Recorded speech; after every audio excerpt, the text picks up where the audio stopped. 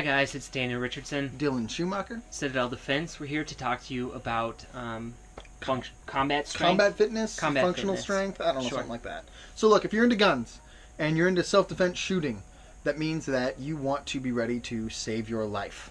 And being not in good physical shape or less than optimal physical shape, which let's admit it, we're all in less than optimal. But most of us are. There's probably one guy out there. If you're in gross physical shape one way or the other, by that I mean a large disparity, right? You're skinny as a rail or way obese. That could be a problem, and we would invite you to fix that.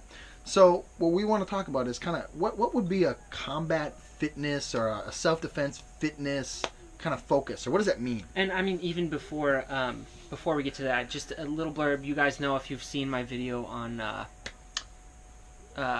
continuity. I don't remember. Oh yeah, connectedness. I think is what you called it. Yeah.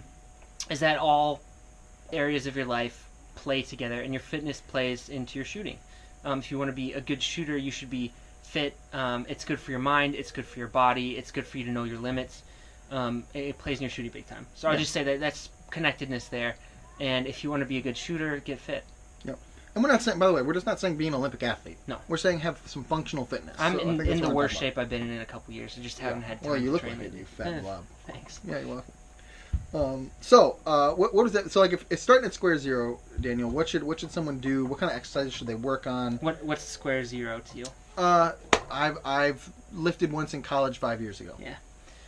Well, get a gym membership. It doesn't have to be something really fancy, but preferably free weights. And I would just go there, and I separate into 3 days. I do legs, back, and chest.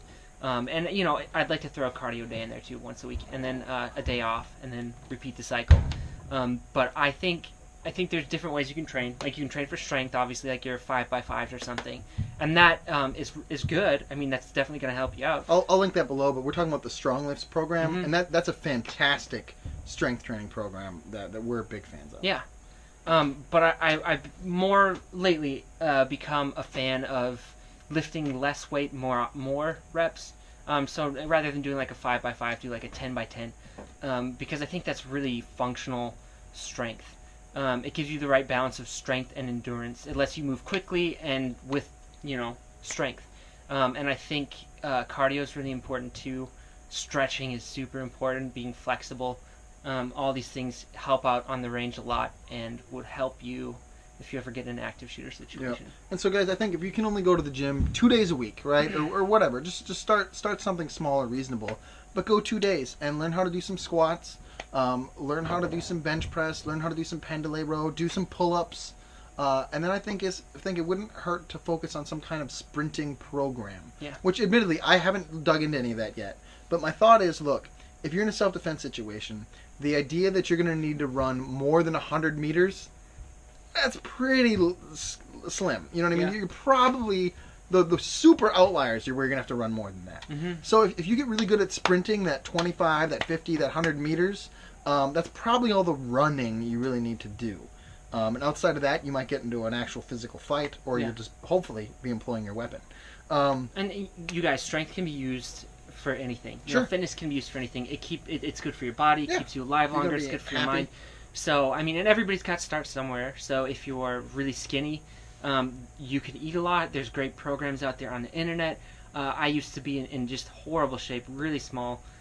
So there's ways to get over that. And if you're obese, there's programs for you too. You got to start somewhere, and it doesn't matter where you're at. Don't let that be something that stops you from starting to train. Because it's too daunting and you'd rather just procrastinate and be upset about it. Yep. So start somewhere. Wherever you're at, it's fine. Yeah. Make the time and just start somewhere and do some research, eat healthy. I mean, you guys, this stuff, like fitness, is probably way more practical for you than carrying a gun ever is. It's going to help your longevity and help you be a happier person. No. So we consider that kind of part of the I don't know, the warrior mindset deal is to be in decent physical shape. If you show up to a shooting class and you're just, completely wrecked by taking some knees and doing some short 5-yard, 10-yard sprints all day and shooting and sight focus and all that, okay, it's probably time to hit the gym a little harder. That's all we're saying. You need to get the most out of your class, you should be in shape. And, God forbid, to get the most out of saving your life, you should be in shape. Life is all about balance, right? And so you shouldn't just shoot all day. Don't just stay home and dry fire all day. Go to the gym too. Lift some weights, learn something, get online, learn about nutrition and diet. Or just do push-ups between your dry fire session. Yeah, I mean, hey, That'd that's be something. hard. I mean, you can start somewhere, but All right. Citadel Defense, that's who we are. What do I do? Brave deeds and endure. yeah, there you go. And if you have any questions about diet, nutrition, or whatever, you can feel free to ask below. I'm not sure we'll get into too much detail Yeah, about we're it. not nutritionists. But, I just want to be like huge, like an ogre. yeah. Is that wrong? No. Oh, okay. I'm sure that'll help you out a lot. Yeah.